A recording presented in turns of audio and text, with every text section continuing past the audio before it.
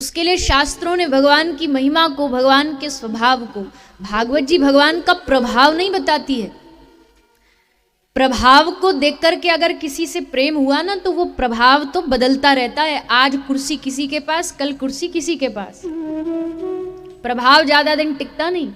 आज धन है, कल नहीं होगा, प्रभाव खत्म। प्रभाव से प्यार हुआ तो क्या हुआ? प्रेम होना चाहिए स्वभाव से। स्वभाव से प्रेम होगा तो चाहे प्रभाव बदलता रहे ऊपर नीचे, पर स्वभाव अच्छा है इस आदमी का।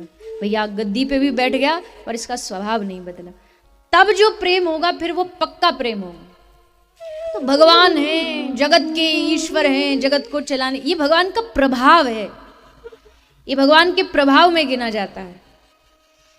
लेकिन जब भक्तों का चरित्र सुनाते, कैसे भगवान ने विदुरानी के छिलके खा लिए, ये भगवान का स्वभाव है।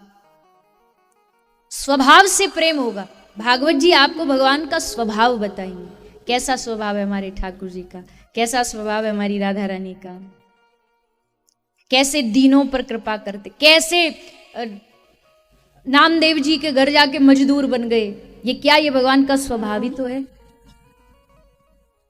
घर में झोपड़ी में नामदेव जी की आग लग गई, सबरी जनता भाग रही, अरे आग बुझाओ, अग्नि बुझाओ, पानी डालो, पानी डालो।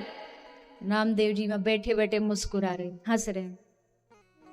किसी ने कहा, अरे महाराज बावरे हो गए, बुद्धि खराब हो गई आपकी। और हद तो तब हो गई, आग तो लगी रही थी, सब बुझाने का काम कर रहे थे, ये जो थोड़ा बहुत सामान बचा था उसको ले लेके आग में डाल रहे थे। सब ने कहा, छोड़ो, ये बाबा पागल हो गया है, हम बचा रहे हैं, ये उल्टा जला रहा है। पर किसी समझदार ने पूछा कि हे नामा, आप ऐसा क्यों कर रहे हैं? नामदेव जी ने कहा, देखो ये आग लगती नहीं अगर मेरे प्रभु चाहते नहीं। प्रभु चाहते हैं कि आग में सब जल के खाको, इसलिए उनकी इच्छा में मैं इच्छा मिला रहा हूं। वो जला रहे हैं तो मैं भी जला रहा हूं, जो हाथ पड़ रहा है सोई। सबने कहा, चलो यहां से, इसको जो करना। भगवान के जो भक्त होते हैं ना, वो दिखने में और उनके व्यवहार में पागल में और उनमें कोई फर्क नहीं नजर आता। दिखने में बाहर से देखोगे ना तो ऐसे ही लगेगा बुद्धि से पागल है, पर ऐसा पागल भगवान किस्मत वालों को बनाता है। हमारे ब्रज में कहते, पागल इस दुनिया में सारे की सारे हैं, सब पागल हैं, पर फर्क कितना है? कोई तन पागल, कोई धन पागल। कोई धन के पीछे बावरा हुआ जा रहा है, कोई रूप लावण्य की ओर पागल हुआ जा रहा है। कोई तन पागल, कोई धन पागल, कोई पागल बेटे और नारी का, पर सच्चा पागल वो है जो पागल मेरे बांके बिहारी, सब छोड़ के चले। लेकिन अब भक्ति का प्रताप देखो, नामदेव जी को किंचित मात्र चिंता नहीं, जल गया तो जल गया, अपने आराध्य पर भरोसा, ले माला, बैठे आराम से भजन करे। ठाकुर जी ने सोचा ये तो अब कुछ करेगा नहीं, सो हमको ही जाके करना पड़ेगा। ठाकुर जी मजदूर बन के, श्री पांडुरंगा अपनी रुक्मणी जी को लेकर के संग में मजदूर बन करके पहुंच गए और अपने हाथों से नामदेव की झोपड़ी बनाई। और ऐसी सोचो, जिस झोपड़ी को साक्षात त्रिभुवनपति बना रहा हो, उसका सौंदर्य क्या ही होगा। ये भगवान का स्वभाव है। तो भगवान मनोकामना पूरी करते हैं, भगवान ये सब प्रभाव है भगवान। इसके चक्कर में मत पड़ो। भगवान के पास मनोकामना पूर्ति के स्वाद से जाओगे तो अगर मनोकामना पूरी नहीं हुई तो भगवान पे अश्रद्धा हो जाएगी, मन डगमगा जाएगा। भगवान के स्वभाव को देख के जाओ। ऐसे भगवान के स्वभाव को बताने वाली है ये कथा, ये श्रीमद् भागवत। सच्चिदानंद रूपाय विश्वोत्पत्त्यादि हेतवे तापत्रय विनाशाय श्री कृष्णाय वयम नमः। ये श्री कृष्ण कोई साधारण मत समझिएगा। सच्चिदानंद के जो सच्चिदानंद घन है, जो विश्व की उत्पत्ति पालन संगा, यहां तक कि जिन तीनों तापों से दुनिया त्राही त्राही कर रही है, तन से, मन से, धन से, उन तीनों तापों को एक क्षण में नष्ट कर देंगे। उनके लिए इन तापों को नष्ट करना कोई बड़ी बात नहीं है। कुछ ना कुछ आपत्ति, विपत्ति, परेशानी सबके जीवन में है, लेकिन आप भगवान के किसी भक्त से पूछ के देखो, भगवान के किसी संसारी से पूछो कैसे हो आप, तो क्या उत्तर देगा? अरे बस टाइम पास कर रहे हैं, कहते कि नहीं? अरे कहाँ, बस समय काट रहे हैं।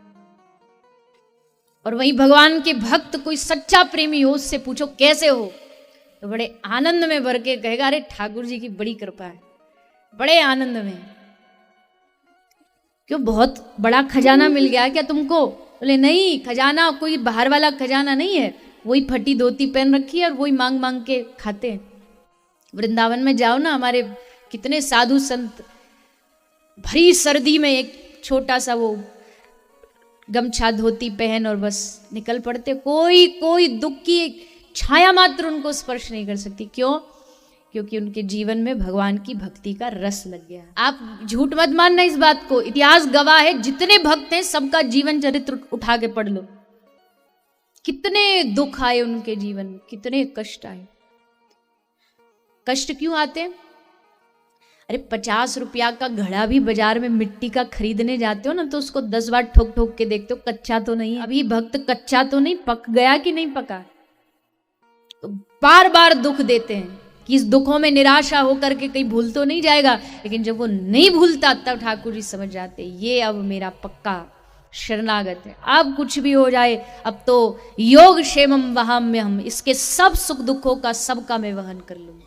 तो भक्ति दुख दूर नहीं करती है, ये सबसे बड़ा नासमझी है लोगों की, जिनको लगता है कि अध्यात्म और भक्ति दुख दूर कर देती है। बिल्कुल भी नहीं। पर भक्ति क्या करती है? भक्ति ये करती है, मान लो आप घर के जो माता है, आप घर में गैस पर एक भगोने में बर्तन में दूध गर्म, अब वो दूध का जो पात्र है वो गर्म हो जाएगा। अब अगर आप उसको सीधा डायरेक्ट अपने हाथ से पकड़ोगे तो हाथ जल जाएगा। तो फिर क्या करेंगे? फर्क क्या है? हाथों में हमने सुरक्षा ले ली है। ठीक वैसी दुख संसारी के पास भी है, दुख भक्त के पास भी, पर उसे प्रभावित नहीं करता। जैसे भगोना गर्म है पर लग नहीं रहा, प्रभावित नहीं कर रहा, वैसे दुख है पर प्रभावित नहीं कर रहा। क्यों नहीं प्रभावित कर रहा? क्योंकि उसके पास सुरक्षा है। सुरक्षा किस चीज की है? ये जो हमारे गुरुजी देते हैं ना, सबके गुरु मंत्र में जो ये झोली मिलती है, भक्तों का ग्लव्स है, ये वैष्णवों का ग्लव्स है। इसको पहन के मतलब जाप करके दुख आएगा पर स्पर्श नहीं करेगा, क्योंकि सुरक्षा है। दुखों से, विपत्तियों से छुटकारा चाहते कि नहीं चाहते? बताइए। वो काम भी तो करिए। और वो किससे दूर होगा? कोई मैं आपको टोना टोटका नहीं बताऊंगी उससे दूर हो जाए। बस भगवान की शरण ग्रहण करिए, भगवान का नाम पूरे दिलो जान से जाप करिए। जितना आप भगवान की ओर जाएंगे उतना ही आपका जीवन खुशी की ओर जाएगा, प्रसन्नता की ओर जाएगा, आनंद की ओर जाएगा। क्योंकि भगवान का नाम ही है आनंद कंद भगवान। एसी के पास जाओगे तो उससे ठंडक मांगनी नहीं पड़ेगी, अपने आप मिल जाएगी। आग के पास जाओगे तो गर्माहट मांगनी नहीं पड़ेगी, अपने आप मिल जाएगी। ठीक वैसे ही भगवान के नजदीक जाओगे तो आनंद और खुशियां मांगनी नहीं पड़ेगी, अपने आप प्राप्त हो जाए, क्योंकि वो आनंद कंद भगवान है, वो आनंद स्वरूप। इसलिए सच्चिदानंद रूपाय विश्वोत्पत्त्यादि हेतवे, ये श्लोक की व्याख्या कल आपने सुनी। भागवत भक्ति ज्ञान वैराग का ग्रंथ है, ये आपने सुना। गौकर्ण महाराज की कथा सुनी। श्री गौकर्ण महाराज ने अपने पिता को उपदेश दिया, देहेस्तिमान सुरुधिरे भिमतिम त्यजत्वम जाया श्रुतादिषु सदा ममताम विमुंच पश्चानिशम जगदिदम क्षणभंगनिष्ठम वैराग्य राग रसिको भव भक्ति निष्ठ। हे पिताजी, ये जो शरीर है ना, ये जो देह है, ये हड्डी मांस रुधिर चर्म आदि का बना हुआ है, इससे आसक्ति हटा दो, लोक धर्म का त्याग के परम धर्म का आचरण करो। और आप क्या सोचते हो कि मेरे जाने के बाद परिवार कौन चलाएगा? अरे ठाकुर जी जो है ना हमारे, वो इतने दयालु है, चींटी के पग नूपुर बाजे तो भी साहिब सुनता है। बाबा कबीर कहते चींटी के भी पग नूपुर बाजेगा तो भी साहिब यानी भगवान परमात्मा के कान खड़े हो जाएंगे कि कोई मुझे पुकार रहा है। जब वो चींटी का पालन पोषण कर सकते हैं तो क्या इतने 5-6 फीट लंबे शरीर का पालन पोषण नहीं करेंगे? पालन पोषण करने वाले वो है, पर बीच में अहम हम पाल लेते हैं। कहते ना, अहम ने एक वहम पाल रखा है कि सब कुछ मैंने संभाल रखा है, मेरे संभालने से सब चल रहा है। ना ना भैया, निमित्त ठाकुर जी हम सबको बनाते, कर्म के लिए प्रेरणा देते, पर ये मत भूलिए अगर वो हमसे दूर हो जाए ना, तुम लाख कितने भी बड़े कला से परिपूर्ण हो, ये हाथ चल रहा है, ये आंख चल रही है, ये पैर चल रहा है, लेकिन अभी की इसी क्षण ये जो भीतरी आत्मा जिसको परमात्मा का स्वरूप वो निकल जाए तो घर वाले भी कहेंगे अब इनको ज्यादा समय घर में मत रखो, विदा करके जल्दी से जल्दी, अब इतनी क्या जल्दी पड़ी कि इनको विदा करके आओ, क्योंकि उसके भीतर जो परमात्मा रूपी जो आत्मा है वो निकल गई, उसके बगैर ये पूरा शरीर बेकार। फिर काय बात का है, पता है हम भी चले जाएंगे, हमारे बाद किसी के जाने से दुनिया रुकी है आज तक, हमारे जाने से रुकेगी? हमारे जाने से परिवार भूखा मरेगा? किसी का नहीं, सब चलता है, दुनिया चलती है, परिवार फिर भी हम वहम पाल के रखते। भैया यहां तो ब्रज में महात्मा दृष्टांत देते, नागपुर से दिल्ली ट्रेन में आप बैठो और भारत की जो ट्रेन यात्रा होती है ना बड़ी मजेदार होती है, उसी 20 घंटे के सफर में ही सब दोस्ती यारी सब हो जाती है। तो बैठे ट्रेन में स्टेशन में, और भारतीयों की आदत होती है ट्रेन में बैठेंगे तो पूरा घर से पूरा बस्ता भर के ले जाएंगे खाने का, लड्डू पापड़ी सब पैक करके ले जाएंगे, और इतना ले जाएंगे कि जो साइड वाली सीट वाला होगा ना उसको भी, भैया आप लोग एक लड्डू से दिया, वो अपने घर से अचार का डब्बा लाया था उसने थोड़ा अचार आपको दे दिया, और फिर बातें चालू हो जाती हैं, कहाँ से आए हो? हम फलानी कॉलोनी से आए। तुम कहाँ से आए हो? हम फलाने शहर। अच्छा अच्छा अच्छा, और उसमें भी 2 माताएं हो तो फिर तो महाराज गजब ही हो जाए। पहचान भी लेंगे ना, कई बार पहचान भी लेते, कहीं देखा होगा टीवी पे, तो ऐसे ही देखते रहेंगे, बात नहीं करेंगे। खैर, पर ट्रेन में बैठ जाओ और कोई मैया मिल जाए सामने सीट पे, फिर तो महाराज तुम्हारे 20 घंटे की यात्रा जीना दुर्भर कर देगी। कब सीखी कथा? अच्छा, और छूटते ही जैसे वो स्टेन गन से गोलियां निकलती हैं वैसे सीधा प्रश्नों की बौछार। कितने पैसे लेते हो कथा करने का? हमारे यहाँ करो कथा, और पता नहीं क्या क्या क्या क्या चालू हो जाता। तो बैठे ट्रेन में, किसी से आपकी यारी हुई, लेकिन अब थोड़ी सी दूर जाकर के उसका स्टेशन आ गया, उसका स्टेशन आया, पर आप अब दुखी परेशान, नहीं नहीं भैया आप मत जाओ, हमारी यात्रा कैसी पूरी, हमें मत छोड़ के जाओ, आप हमारे संग दिल्ली तक चलो। वो कहेगा भैया जहां तक मेरी टिकट है वहीं तक तो जाऊंगा, मेरी टिकट यहीं तक थी, इससे आगे नहीं जा सकता। उतर गया, वो उतरा, अगले स्टेशन से एक दूसरा यात्री आ गया, अब उससे थोड़ा बातचीत रिश्तेदारी, फिर उसका स्टेशन आया, वो उतरा, स्टेशन आते गए उतरते गए, आते गए उतरते गए, फिर आने वाला हमारा स्टेशन। अब समझदार यात्री कौन है? जो एक स्टेशन पहले से ही अपना सामान जमाना शुरू कर दे कि अब हमारा स्टेशन आने वाला। पर अगर हम उस स्टेशन आने पर भी साथी यात्री का हाथ पकड़ लेंगे, नहीं भैया हम तुमको छोड़ के नहीं जाएंगे, हम तो तुम्हारे संगी आगे तक चलेंगे, टिकट है नहीं, टिकट नहीं है, और फिर भी आगे बढ़ने की कोशिश करोगे तो क्या होगा? फिर वो काला कोट वाला आएगा, काला कोट वाला वो टिकट चेकर आएगा, और टिकट ना होकर तुम ना भी चाहोगे उतरना तो भी पकड़ के तुम्हारा सामान फेंकेगा और तुम्हें खींच करके ट्रेन से नीचे उतार देगा। जीवन की जो यात्रा है ना वो एग्जैक्ट ट्रेन की यात्रा जैसी है। हम यात्रा में शुरू हुए, जन्म हुआ, पहली यात्री मिली माता, पहला जान पहचान यात्री से हुई माता से, माँ से, पिता से, फिर और आगे बढ़े, एक और यात्री नया आ गया जीवन में, भाई बहन, और आगे बढ़े और यात्री आ गया। अब जैसे नए यात्री आते जाएंगे पुराने उतरते जाएंगे, अब नए आते जा रहे हैं, दादा दादी उतर गए, उतर गए मतलब भगवत धाम चले गए, भगवान के पास चले गए, पुराने गए, नया आया, ब्याह शादी हो गया, पत्नी आई, नया यात्री जुड़ गया, और आगे यात्रा बढ़ी, बेटा बेटी हो गया, एक और यात्री, कुछ आते गए कुछ जाते गए, यात्रा चलती चलती चलती, अब बारी है हमारे स्टेशन आने, हमारा स्टेशन नजदीक है, आराम से इच्छा से उतर जाओगे तो ठीक ठीक, अगर नहीं उतरोगे तो जैसे काला कोट वाला आता है वैसे यम के दूत आएंगे, पकड़ करके खींच करके, हम चिल्लाते रहेंगे हमें नहीं जाना दुनिया से, हम तो यही रहे, पर पकड़ करके डाल करके ठेला में ले जाए। इसलिए पहले से सावधान हो जाइए, अपने स्टेशन की आने की पहले से तैयारी कर लीजिए।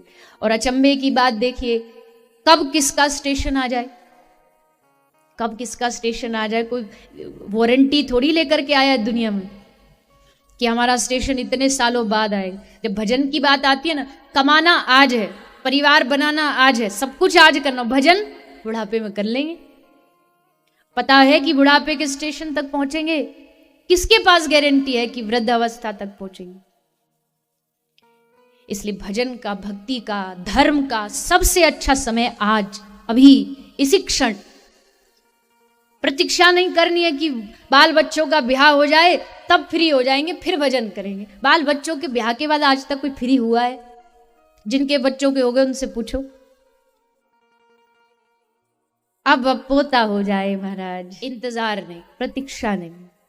ये नहीं कि ये समय आएगा तब ये करेंगे, तब तीर्थ करेंगे। भैया कहने वाली बात है, ये माया अंतिम सांस तक नहीं छोड़ती है, या ये कह लीजिए हम नहीं छोड़ते हैं। माया तो क्या छोड़ेगी हमें, माया तो आज हाथ खोलो तुरंत सब, पर हम नहीं छोड़ते।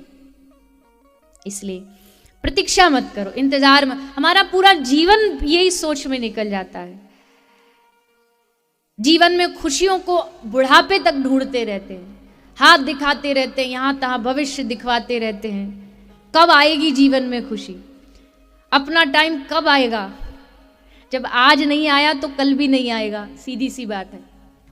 जिसका अच्छा समय आज नहीं आया उसका कल भी नहीं आएगा, लिख के ले लीजिए। क्योंकि अच्छा समय होता नहीं है, अच्छा समय बनाना पड़ता है। भजन होता नहीं है, भजन करना पड़ता है। इसलिए जब याद आ जाए भगवान की, जब प्रभु का स्मरण हो जाए, उसी क्षण उनके द्वार पर पहुंच जाओ, देरी मत करो। अगर अभी इस क्षण कथा सुन रहे हो और अभी लग रहा है कि नहीं भजन जीवन में जरूरी है, तो सामने बाबा श्याम विराजमान है, ठाकुर जी भागवत रूप में विराजमान है, बस उनके चरणों में बैठ करके कह दीजिए, हे प्रभु अब सौंप दिया इस जीवन का सब भार तुम्हारे हाथों में है, जीत तुम्हारे हाथों में। ब्रज में एक बाबा जी हो अपनी अनुभव बताते कि एक बार एक आदमी आया, बोला गुरुजी अपनी एक फोटो दे दो, दुकान में लगानी है। तो गुरुजी बोले बेटा क्यों? अब गुरुजी तो खुश हो गए, बच्चे की बड़ी श्रद्धा है, हमें दुकान में फोटो लगाएगा, तो दुकान में फोटो क्यों लगानी है? बोले गुरुजी अब देखो सामान बेचना पड़ता है, कुछ सामान झूठ भी बोल के बेचना पड़ता है, तो ग्राहक यकीन नहीं मानता, तो उसको यकीन दिलाने के लिए हमको कसम खानी पड़ती है। तो कम से कम आपकी फोटो रहेगी तो हम कसम तो खा सकते हैं। गुरु को एक लोभ हो सकता है, एक ही लोभ है, ये मेरा शिष्य ज्यादा से ज्यादा भजन करे ताकि जल्द से जल्द में से भगवान तक पहुंचा, ये लोभ होगा बस। इसके अतिरिक्त अगर कोई लोभ है तो वो गुरु का लक्षण नहीं। अरे महाराज आजकल अच्छे गुरु हैं ही कहाँ, आप तो बस बोलते हो। अच्छे गुरु भी तो होने चाहिए। अरे तुम अच्छे शिष्य तो बन जाओ, अच्छे गुरु अपने आप भगवान भेज देंगे। पहले हमें अच्छा योग्य शिष्य बनना पड़ेगा। हम शिष्य योग्य बन गए तो योग्य गुरु ढूंढना नहीं पड़ेगा, तुम्हारे दरवाजे पर सामने तुमको खड़ा मिलेगा। योग्य शिष्य बनिए, अपने भीतर पात्रता लाइए, योग्यता लाइए कि हमें ऐसे सदगुरु की प्राप्ति। और बिना गुरु भगवान आ भी गए ना सामने तो भी पहचान नहीं कर पाओगे, पहचान गुरु करवाएगा। जब बलि के द्वार पर शिवामन भगवान आए, आगे प्रसंग में सुनोगे आप, तो ब्राह्मण है इस नाते बलि ने सेवा की। तभी गुरु शुक्राचार्य जी भागे भागे आए, खबरदार खबरदार इसको कुछ दिया तो क्यों? बोले साक्षात नारायण है, तुझे छलने आया है। तब बलि ने गुरु के पांव पकड़ लिए और तब बलि ने वहां एक सूत्र दिया कि वाह गुरु हो तो ऐसा हो। भगवान मेरे दरवाजे पर खड़े थे पर मैं पहचान नहीं पाया, पर धन्य है मेरे गुरुदेव जिन्होंने भगवान से परिचय करवा दिया, पहचान करा। यही गुरु का काम। अब वो बात अलग है कि बलि गुरु त्यजो। बलि ने क्यों गुरु का त्याग किया? गुरु आज्ञा कभी नहीं टालना, नहीं तो वो महापाप है। लेकिन अगर वो गुरु भगवान के मार्ग से हटा करके विरुद्ध कोई आचरण करने का उपदेश दे तो उसको त्यागने में कोई पाप नहीं लगता। इसलिए बलि ने गुरु आज्ञा का पालन नहीं किया और भगवान को स्वीकार कर लिया। ऐसा हो ही नहीं सकता कि कोई सच्चा गुरु तुमको भगवान से विमुख करे। अगर कर रहा है तो तुरंत उस द्वार को छोड़ करके उठ के चले जाएगा, कोई पाप अपराध नहीं लगेगा। ये शास्त्र प्रमाण। गुरु कह रहा है अरे भगवान कुछ नहीं, मैं ही तुम्हारा भगवान हूं, मैं ही तुम्हारा ईश्वर हूं, मेरा ही नाम जाप करो, तो तुरंत प्रणाम करके उठ के वहां से चले जाओ। गुरु कभी नहीं कहेगा मैं भगवान। ऐसा गुरु खोजिए, वैराग्य संपन्न, त्याग संपन्न। ब्रज के महात्मा जी, एक सेठ आया और आकर के 1 लाख स्वर्ण मुद्रा उनके चरणों में चढ़ाई और कहा हमें दीक्षा दे दो। संत ने कहा कि लौट जा, मैं शिष्य नहीं बनाता, मैं किसी को शिष्य नहीं बनाता। सेठ ने कहा देख लेना, 1 लाख रुपया चढ़ाने वाला शिष्य नहीं मिलेगा।